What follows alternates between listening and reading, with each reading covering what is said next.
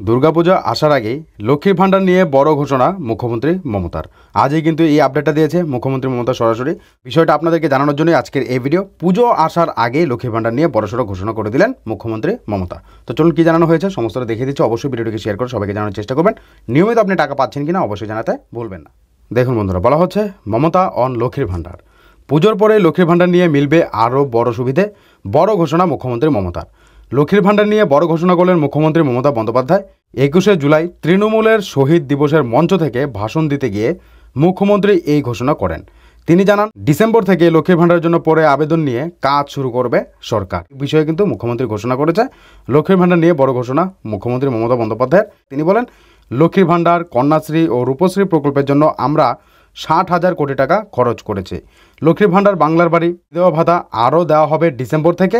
আমাদের কাছে যে লিস্ট আছে সেটা নিয়েই কাজ হবে। 2,15,00,000 মহিলাকে 40,000 কোটি টাকা লক্ষ্মীর ভাণ্ডার দিয়েছে। আর এখানে দেখতে পাচ্ছেন কি বলা হয়েছে, অনেকেই যে অপেক্ষা করে রয়েছেন, আবেদন করে রয়েছেন, টাকা পাচ্ছেন না। তো এখানে দেখুন কি বলা হচ্ছে, লক্ষ্মীর ভাণ্ডার, বাংলার বাড়ি, বিধবা ভাতা। আপনারা যে আবেদন করে রয়েছেন, আপনারা কিন্তু ওয়েট করে আছেন যে কবে আমরা লক্ষ্মীর ভাণ্ডার প্রকল্পে টাকা পাবো। নতুন করে আবেদন করেছে।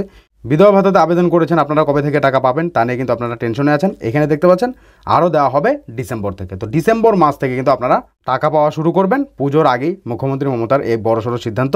আমাদের কাছে যে লিস্ট আছে সেটা নিয়ে কাজ হবে। ঠিক আছে, মুখ্যমন্ত্রী মমতা সরাসরি বলেছে তাদের কাছে যে লিস্ট রয়েছে, ঠিক আছে, যারা যারা আবেদন করেছে তাদের নিয়েই কাজ হবে এবং ডিসেম্বর থেকে তারা টাকা পাওয়া শুরু হবে। তো 2,15,00,000 মহিলাকে 40,000 কোটি টাকা লক্ষ্মীর ভাণ্ডারে দিয়েছে মুখ্যমন্ত্রী মমতার এটা ঘোষণা। তারপর মানবিক ভাতা, বার্ধক্য ভাতা প্রায় 29 লক্ষ মানুষকে দিয়েছে। স্বাস্থ্যসাথীতে 10,000 কোটি টাকা দিয়েছে বিনামূল্যে চিকিৎসার জন্য। এছাড়াও হাসপাতালে সরকারের তরফে প্রচুর সাহায্য করি আমরা। তো এই বিষয়ে কিন্তু মুখ্যমন্ত্রী মমতা 21শে জুলাই অর্থাৎ আজকের দিনে কিন্তু মুখ্যমন্ত্রী মমতা এই ঘোষণা করেছে এবং পুজোর আগেই আপনাদের জন্য সুখবর আসতে পারে।